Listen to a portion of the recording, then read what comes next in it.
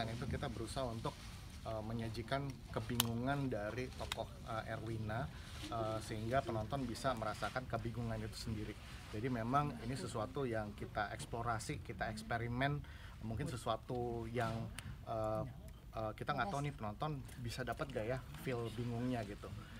Tapi ini sesuatu yang mau kita coba ya sama penulis juga, sama Calvin juga. We try to create something new between the sets ya, like jumping here, jumping there gitu.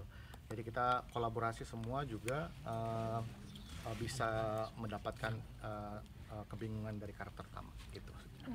I got very lucky getting a director who was so receptive to a lot of like the crazy stuff that we wanted to try, and who himself has like, you know, it was wonderful getting to work with you and getting to see you draw. For example, seeing the first time you drew the entity. I don't know if you guys know this, but there's like, you know, he drew on his iPad when we were still writing it what the entity would look like, and that was really helpful for me as a writer to know what it was going to look like, to know what that fear was going to feel like when you saw it, and just work off of that and write off of that inspiration. Jadi ini termasuk juga kayak konsep, soalnya tadi banyak banget ngeliat sebenarnya walaupun dikasih PR sebenarnya kayak banyak misteri dari sisi cerita, dari sisi karakter ini.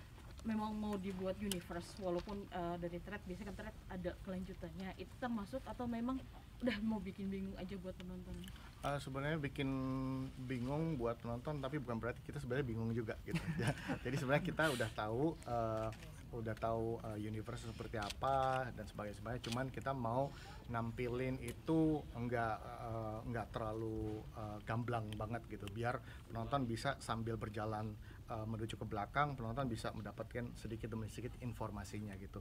Jadi ya itu kayak saya bilang, misterinya, tapi sebenarnya kita bukan karena kita bingung gitu, kayak gitu sih. Ini kan sebuah film Mbak, bukan dokumenter. Ya. Tapi susah nggak sih dari mengadaptasi dari thread terus mendirect langsung menjadi film, itu seberapa sulitnya gitu? Kalau dari thread yang penting kita memang kan itu kan dua media yang berbeda ya. Kalau thread kan itu memang pendek-pendek, ketika itu translate menjadi media film, kita memberikan detail-detail yang tidak ada di thread.